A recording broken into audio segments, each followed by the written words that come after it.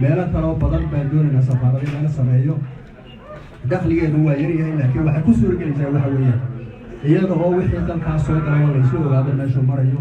oo iyadoo amarka dowladda lagu socday amarka madaxweynaha wax waliba halkay marayaan la ogaado dad iyo Soomaaliyeed baad ogaanaysaan ayay tani ku suura gashay in la sameeyo waxa kale oo ajendaha noogu jira ama qoondaha noogu jira in Pretoria mid laga iibiyo in meeshaan ku leenahay muxuu la yiraahdo Nairobi ayadana dib loo dhiso waxyaalahaas baa ku jira madaxweyne amarkii aad siisay baana lagu socdaa waxa kale oo ku jira in kuwa kale ee burbursada dayactiro ayaa iyagana meesha ku jira waxa ku jira oo kale wixii hanti aan leenahay dalka gudihiisa in iyagana la soo tirakoobkaas oo madaxweyne dhammaad ku jira oo hadhowaan ku keeni doono ciddii ku jirtana laga saaro dalka Soomaaliyeed dib loogu soo celiyo aad waxaa doonaya halkan madaxweyne dhowr jeer baan anagu halkan imid oo aqalkan iyo aqala kale isku soo aragnay kana lagu conclusion noqday safiirka cali shariif ayaan aad ugu mahadcelinaya iyo wasiirka oo iyaguna tamarta ay lahaayeen duldhigay ayaa runtii aan u mahadcelinaya dhalinyarada ka soo shaqaysay Soomaaliyeed halkan ka shaqaysay wada volunteerka ku shaqeeya runtii volunteer ku shaqeeya madaxweyne ayaa mahadcelinaya madaalayaasha ayagoo la aqaaday haddana halka yimaado madaxweyne ku shaqeeya dalkan ayaa mahadcelinaya finally waxaan mahadcelinayaa ra'iisul wasaaraha oo markuu ogaaday inaad halkan imanaysa madaxweyne this time laba week ka shaqeynaya in lacagta suura gashay la soo diro oo amar bixiyay runtii in lacagta suura gashay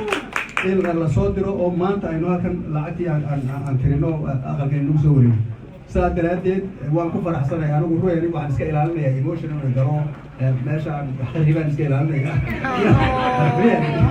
marka aad baan mahadsanyahay assalaamu calaykum waraxmatullahi wasiirka aad u mahadsan yahay maanta waxaan furayno waa dhisme safaaradeed oo ay safaaraddeenu ku shaqayn doonto oo ay kirada uga bixi doonto oo diblomaasiyiinta Soomaaliyeed insha Allah ay ku shaqayn doonaan laakiin safaaradda hore u furneed waxaana safiiradii soo shaqeeyay kamid ahaa wasiirkeena arrimaha dibadda Danjir Axmed Ciise Cawad oo muddo halkan safiirka ahaa waxyaabaha wasiirku noo sheegay waxaa kamid ah inay jireen dad Soomaaliyeed oo reer Mareykan oo is abaabulay oo rabay inay safaarad dhisaan qarashkooda ku dhisaan marka waxaan rabnaa asagoo ku hadlaaya magacii wasaaradda arrimaha dibadda iyo inuu yahay nin idinku dhow qulubtiina ku dhow inaan halkan ku soo dhaweyno wasiirkaana madaxweynaha ku soo dhaweyn doona waad mahadsantihiin mahadsantahay cabdinuur madaxweyne ururada madaxweynaha saaxiibkay wasiirka maaliyadda safiirka iyo howlwadeenada safaaradda volunteerska iyo dadweynaha Soomaaliyeed we're also I'm told that also a representative from the State Department is here. They have been always supporting us, so they are also welcome to this important occasion. Marka intaana madaxweynaha soo dhaweyn waxaan rabaa inaan laba kalmadood sheego. Kelmad waxa waaye mahadnaq. Kelmadna waxa waaye is-xusuusin jaaliyadda Soomaaliyeed ee Mareykanka joogta oo safaaradda aad u garab istaagay oo iyagu markii hore ballan qaaday inay safaarad iibiyaan inaan u sheego in aan kelmadaan iyagu sheegin kelmaddu xitaa gadaal baan ka sheegi doona madaxweyne waxaan u mahadnaqayaa hortaada adigana jeclaan lahaa inaa ogaatay muddo badan la sheegay dad Soomaaliyeed oo gabdho u badan oo volunteers ah oo tan iyo 2015 markii jira meelo kale oo badan baan doonaynaa safaarada in laga sameeyo dakhligeedu waa yar yahay laakiin waxay ku suurgelinaysaa waxa weeyaan iyada oo wixii dalkaas soo galay oo laysu ogaado meeshuu marayo oo iyadoo amarka dowladda lagu socday amarka madaxweynaha wax waliba halkay marayaan la ogaado dad iyo Soomaaliyeed baad ogaanaysaan ayay tani ku suura gashay in la sameeyo waxa kale oo ajendaha noogu jira ama qoondaha noogu jira in Pretoria mid laga iibiyo in meeshaan ku leenahay muxuu la yiraahdo Nairobi ayadana dib loo dhiso waxyaalahaas baa ku jira madaxweyne amarkii aad siisay baana lagu socdaa waxa kale oo ku jira in kuwa kale ee burbursada dayactiro ayaa iyagana meesha ku jira waxaa ku jira oo kale wixii hanti aan leenahay dalka gudihiisa in iyagana lasoo tirakoobkaasoo madaxweyne dhammaad ku jira oo hadhow aan ku keeni doono ciddii ku jirtana laga saaro dalka Soomaalida dib loogu soo celiyo aad iyo aad waxaa doonaya halkan madaxweyne dhowr jeer baan anagu halkan imid oon aqalkan iyo aqala kale isku soo aragnay kana lagu conclusion noqday safiirka cali shariif ayaan aad ugu mahadcelinaya iyo wasiirka oo iyaguna tamarta ay lahaayeen duldhigay ayaa runtii aan u mahadcelinayaa dhalinyarada ka soo shaqaysay Soomaaliyeed halkan ka shaqaysay wada volunteerka ku shaqeeya runtii volunteer ku shaqeeya madaxweyne ayaan mahadcelinaya madaalayaasha ayagoo lacag qaadanayn haddana halkaa yimaado madaxweyne ku shaqeeya dalkan ayaan mahadcelinaya finally waxaan mahadcelinayaa ra'iisul wasaaraha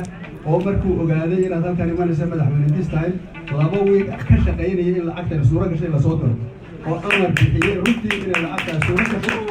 in la soo diro oo maanta aynu halkan lacagtii aan tirino aqalkan nagu soo wareegay saa daraadeed waan ku faraxsanahay anigu ruuxani waxaan iska ilaalinayaa emotional garo meesha aan xiribaan iska ilaalinayaa marka aad baan mahadsanyahay assalaamu calaykum waraxmatullahi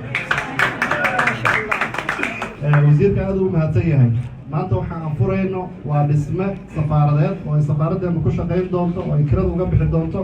oo diblomaasiyiinta Soomaaliyeed insha Allah ay ku shaqayn doonaan laakiin safaaradda hore u furneyd waxaana safiiradii soo shaqeeyay ka mid ahaa wasiirkeena arrimaha dibadda Danjir Axmed Ciise Cawad oo muddo halkan safiirka ahaa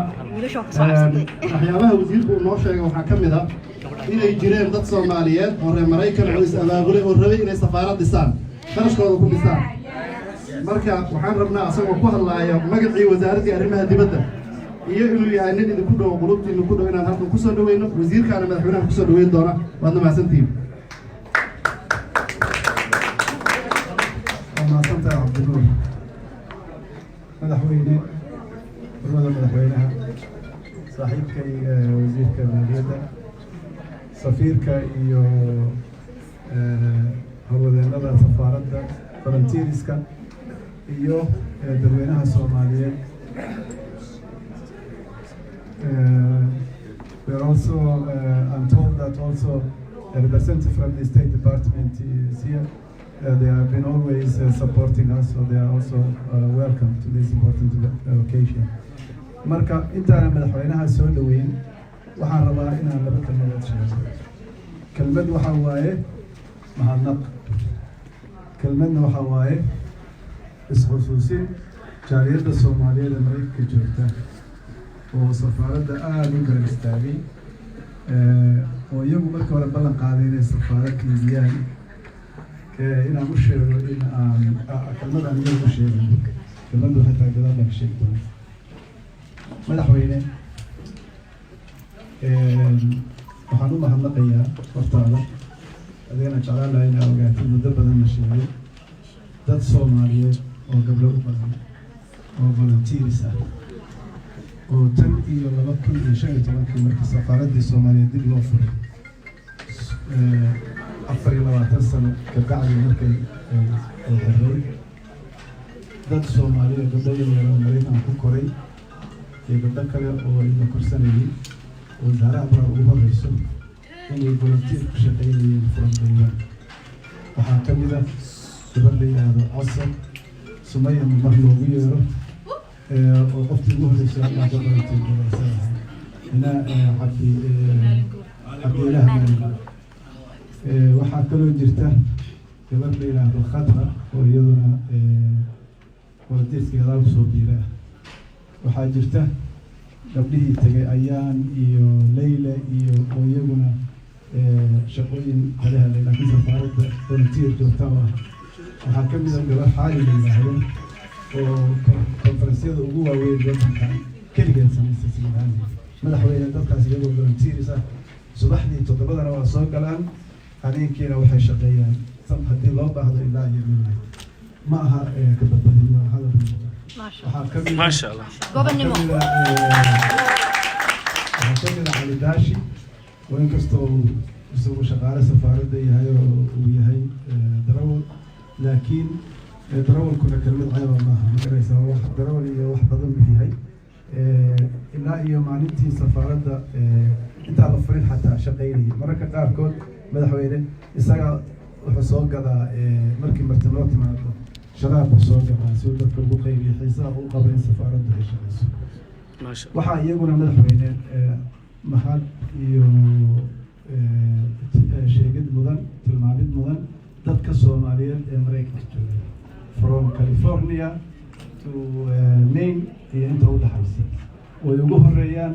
dadka reer Minnesota iyo dadka reer Ohio Tennessee is here too.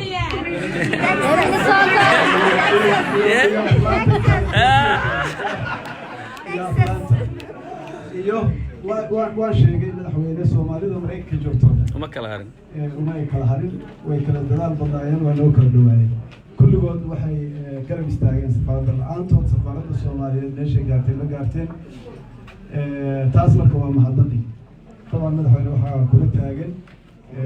shariifka maxamed oo isaguna ahaa entertainmentka safaaradda madaxweyne waxaa halkan jooga oo ammaan mudan ammaanta ugu badan beerhabis mudan in Soomaaliya oo injineer ah oo $30,000 geliyey safaaradda markii ugu horeysay sidii uu ahaa Abdullahi Barrow madaxweyne waxaa kaloo jira uma jeedo maanta inuu ma aqaano nin la yidhaahdo Nuur oo isaguna nuurkaana waa nuurkii oo shiikii halkan ku dhiman jiray oo Central Bank Nuur Sheekh Cabdiis oo ahaa safaaradda ninka u sameeyey internet systemka lacag la'aana ugu shaqeeyay madaxweyne intaas waa maantii dadka badan amaanta mudan waa badan yihiin laakiin waqtiga xiriiriya daraadeed madaxweyne waxaan kusoo gabagabaynayaa kelmadaan u jeedinayo hortaada ummadda Soomaaliyeed haddaan tilmaamay Mareykanka joogta dadka Soomaaliyeed oo Mareykanka joogaa waxay ballan qaadeen inay safaarad iyagu dhisaan oo gadaan safaaradda adeegyo badan bay u samaysay ummadda Soomaaliyeed oo makaantiga yihiin marka hadda madaxweyne adiga ayaa ka soo hormaray raiisul kari safaaradda xafiiskeedii chancelligii ayaa la iibiyey dowladda Soomaaliyeed waxaan ummadda Soomaaliyeed madaxweynaha hortiisa ka codsanayaa in ay waxaan xusuusinayaa ballanqaadkoodii oo culimmadu ugu horeysay oo gabdhuhu ugu horeeyeen oo dhalinyaradu ugu horeysay oo dacwishka ugu horeeyaan ahaa inay safaarad gadaan sidaa daraaddeed waxaa dhiman safaaraddu waxay leeyihiin hal dhisma ka badan waxay leeyihiin dhismaha safaaradda ku shaqayso chancellor karo kala waxay leeyihiin guri safiirka waxay leeyihiin guri hawlwadeennada waxay leeyihiin guri martiyeed marka waxaan rajaynaynaa in aydan u qaadan in mas-uuliyadda idinka dhacday sidaa daraaddeed waxaa laydinka rabaa inaad gadaan guryaha dhiman waa mahadsantihiin mar kale haddana waxaan microphone kusoo dhaweynayaa madaxweyne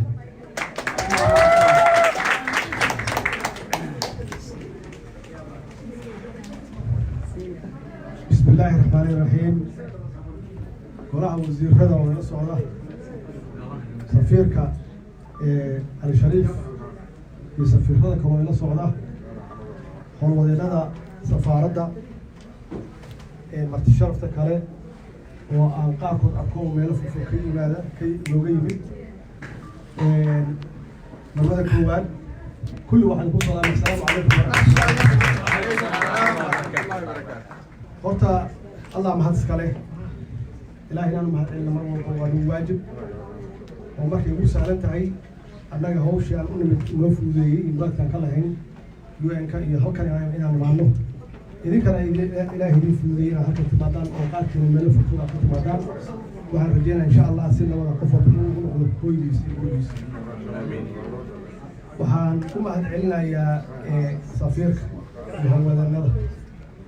safaaradda oo sida la sheegay runtii shaqo aad iyo aad u ballaaran qabtay oo suurtageliyey runtii inay waqti badan juhdi badan geliyaan sidii loo heli lahaa locationkan oo anigu waa kala qaana magaaladan ay tahay meel prime area ah oo muhiim ah oo safaarado badan ay ku yaalaan waxaa la filaaya waqtiyadan oo kale in aan haddaan nahay Soomaaliya xaalada ku jirno meelo fog oo luqluuq ah inaan ku dhumanno laakiin alxamdulilah ilaahay waa mahad iska leh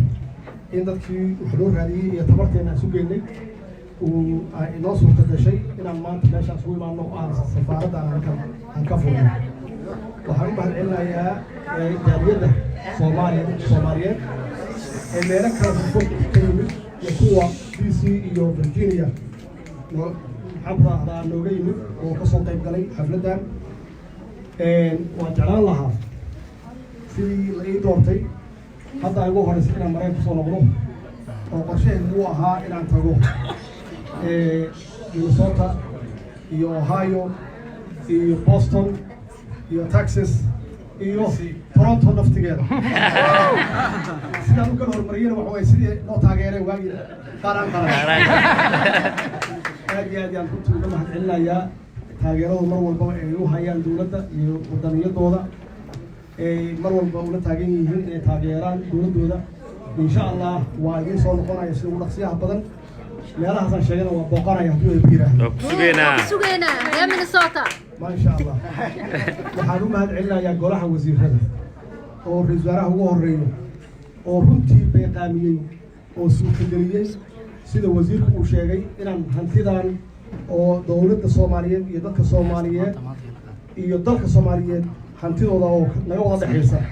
in wax loo beeqaamiyey wax loo meel dhigay si ay u soo toodo safaaraddan oo ay ku taalo Washington oo ah dowladda Maraykanka oo aan nahay saaxiib aad iyo aad u dhow strategic ally aan nahay marnana ayna kala maarmin inaan ku yeelano hantima guurta ah ما شاء الله wasaaraha iyo golaha wasiirada runtii uga mahad celinayaa iyagoo ka jawaabay ballanteennii hore oo ahayd in Soomaaliya qabkeedii aan soo celino waana ka hadli doonaa hadduu Ilaahay yiraahdo مانتا مانتا مانتا ومالي وين مانتا مانتا مانتا مانتا ومالي بناني مانتا مانتا مانتا مانتا ومالي وين مانتا مانتا مانتا مانتا ومالي بناني مانتا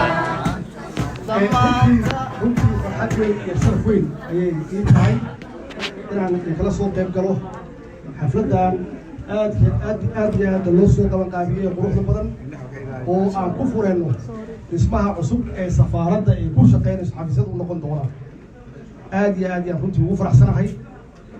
aniga haddee meeshaan waa meeshaan ka dhul bilaabay Maraykanka markaan imid safaaraddana waa meeshaan ka dhul bilaabay waa aqaanaa xaaladaha la soo maray marxaladaha la soo maray waa aqaanaa markaan taariikhiyan kaga taabto runtii safiir walba oo soo mara wuxuu ka shaqeynayay sidii dowladda Soomaaliyeed ay ugu lahaan lahayd hanti maguurta ah oo safaaradda ku shaqeyso waa lagu guuleystay in hooygii safiirku uu ku noolaan lahaa oo weliba laga iibiyey meel prime area ah oo Wyoming Avenue la yiraahdo magac weli ma leedahay meesha oo ay deganaayeen dowladaha waaweyn oo dhaqaalaha leh ilaa markaas naftigeena madaxeena waa taagnaa waxaa la rabay in lagu xujiyo marka in la iibiyo meeshii xafiiska ay ahaan lahayd waxaan ku shaqeynaynay Watergate markaas oo iyada naftigeeda ah meelaha dowladaha carabaha ay ku lahaayeen xafiisyada laakiin mar walba waxaan raadinaynay inaan helno safaarad sidaan oo kale ah oo noo go'an oo meel wanaagsan ku taala aniga waxaan kusoo gaaray Maxamuud Xaaji Nuur oo magaalada la degan oo habeen iyo maalin kusoo kaca in la helo xafiis ay dowladda Soomaaliya leedahay waxaa kaga dambeeyey oo horey u joogi jiray Abdullaahi Axmed Cadow oo isagana bacdama uu gurigii isagu hore u gaday raba inuu dhammaystiro Ilaahay ku soo celiyey isaga naftigiisana runtii dadaal badan u geliyey ilaa haddee markii ugu dambeysay xaalad iska halaawday haddee safaaraddii o dhan baan ku weynay marka iyo magaceennayba 1992 ka dambeeyey alxamdulilah hadda ilaahay annaganu nasiib nooga dhigay in annagoo 2 sano iyo bar joogna aan gadanno safaaradda mugta leh oo Masha Allah Soomaaliya ha noolaato si aan u soo celino saan sheegay karaamadeennii iyo sharafkeennii iyo qabkeennii هاي سرعة كلام مقال waana intii aad ugu taageeraysay maxaa yeelay markaan meel walba aan booqanayo waxaan ka hadlayay kow inuu rabo in la soo celiyo sharafka Soomaaliya sharafka in la soo celiyo ما شاء الله توسو اسكتي سراي حبكيني تقدرني تاجر وليني هاي سرعة لولا شوان عن عنطل ليس وعنيني ودال هاي سرعة marka annaga ajendayaasheena ugu horreeyay waxay ahayd inaan qabkii Soomaaliya soo celiyo oo aan annagu soo aqoonsan inaan nahay dadka adduunka ugu fiican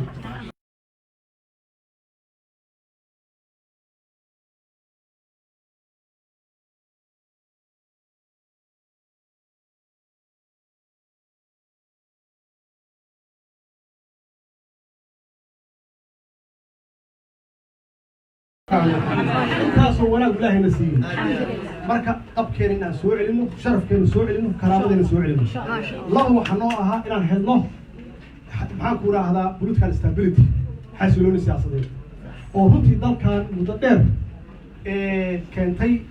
meesha aan taagannahay oo foosha xun inaan joogno maxaa yeelay 20 sano ugu dambeeyay intii ka horreysaba dee xasilooni ma jirin haddaysan political stability jirinna dee shaqo ma jirayso wada shaqeynna ma jiraayo marka inaan ka shaqeyno in dalku helo xasilooni siyaasadeed oo dowladdu ay wada joogto oo la wada shaqeeyo markaasaa waxaa la gaaraa wixii la qorsheeyey in la qabto implementationkeedii laakiin dhaqanka siduu ahaan jiray waxay ahayd sanad walbaba dad cusub inay yimaadaan haddee fiiriya safaaraddan waxaan ku iibinaa idiin sheegayaa oo sida waxyaabihii isku rigi jiray yaan meel dhignay موشو ما قريسني ما شاء الله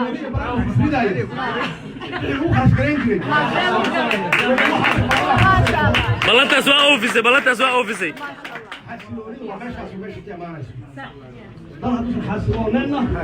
عيد آمنيس مره عيد كلام عامليس مره حتى dadkaagi iyo wasiirada ma aaminayeen inay shaqeyn karaan beesha caalamka kulama shaqeyn karto labo soo wanaag oo runtii wax naga maqnaan ahaa muddo dheer oo ugu horeysa musuqmaasuq fara badan fara badan waxa iyada lafteedu qayb ka ah xasilooni la'aan maxaa yeelay qof isku kalsoon ma jiro marka runtii dowlad wanaagga waxay noo ahayd iyada laftigeeda dee waxa kaliya ee dowlad ku shaqeyso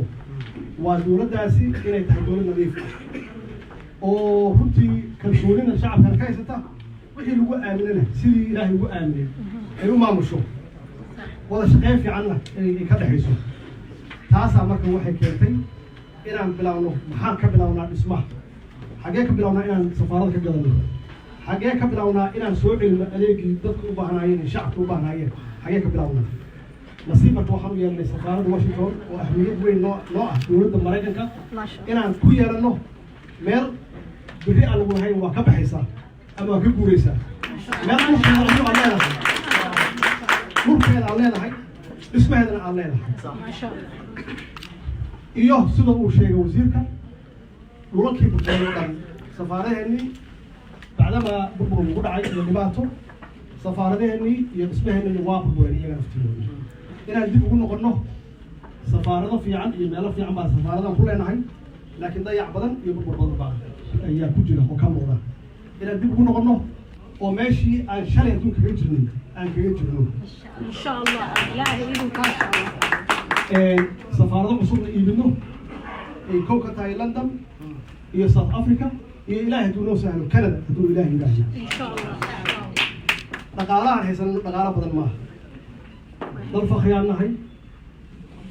dalkiisii kala maqan yahay oo qaybsanaan badan ay jirto maxaa la yidhaahdaa cashuur badan dadku aysan bixin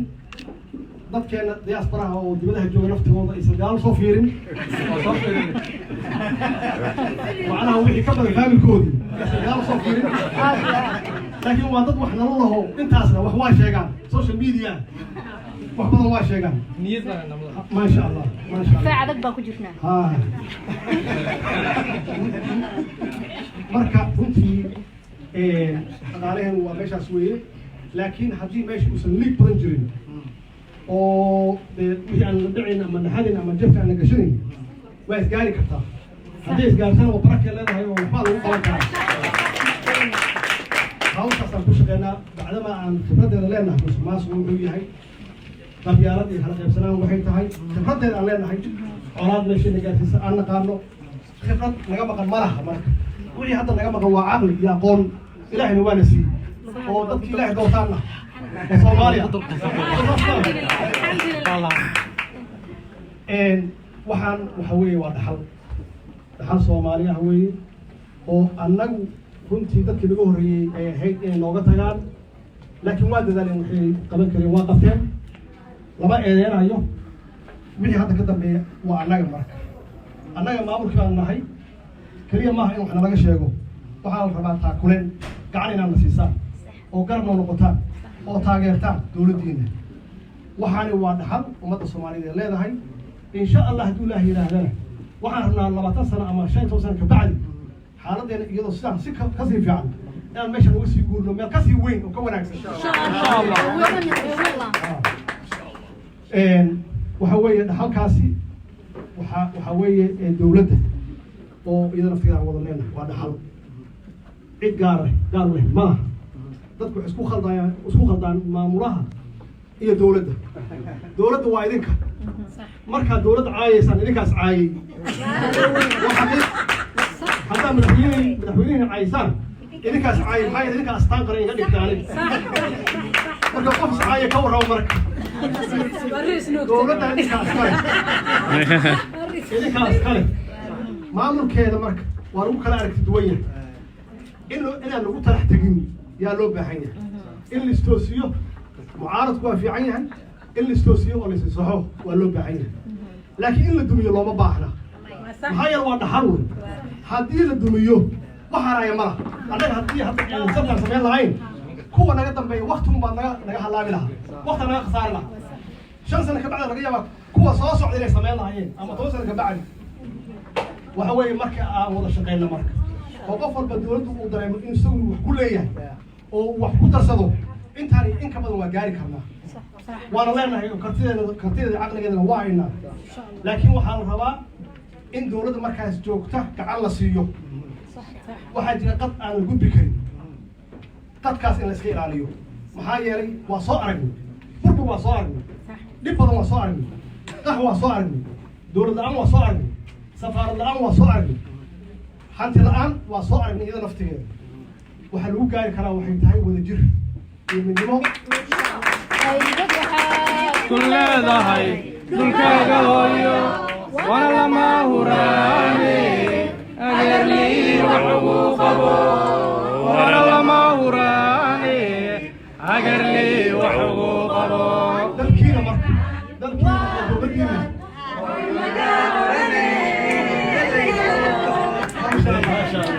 meesha xamaasad baa ka muuqata marka waxba kala hakarin waxa aad ma siinaysaan maxaa cabdullaahi waxaad qabanaysaan wanaag waxaad u qabateen naftiinna iyo dalkiina iyo dowladnimadiinna maxaa yeelay dowladda hadday xun tahay adiga laguma ixtiraamayo soo ma garan baasaboorkaaga lama ixtiraamayo marka lagu yahay soomaalan ahay gees waxa lagu leeyahay maxaa yeelay gurigaagaa xun marka gurigiina wanaajiya gurigiina hagaajiya madaxdiina ixtiraama waxa weeye qof walba waqtuu leeyahay qofkaasna shaquu hayaa shaqaduu hayana maalin walba waxbuu ku dari marka waxaa loo baahan yahay annagoo wada jirna dowladdeena inaan dhisanno annagoo wada jirna dalkeena inaan dhisanno oo qof walbaba wadaniyadii iyo patriotismkii aan lahaan jirnay qof walba soo celiyo qabiil wax waa na tari waaye qof jeclaystin wax waa na tari waaye qabyaalad waa na tari waaye waa in loo noqdo marka meeshii aan naqaanay oo soomaali ay isku duubnayd oo ay wax wada lahayd oo waxa ugu horreeya wada lahayd ay ahayd dowladnimo iyo dal iyo dad waa mahadsantihiin waxaan rabaa jaaliyadda inaan la dardaarmo oo aan farriin u diro jaaliyadda soomaalida oo ku nool maraykanka iyo canada iyo qurbaha guud ahaan dowladdu dhaqaalaha cirka kama hesho dowladda dhaqaalaha waxay ka heshaa dadkeeda iyo siday ugu gacan furan yihiin ay wadaniyin u yihiin patriotic ay u yihiin sida la sheegay waxaa weeye waxaa laydinka rabaa inta hartay inaad samaysaan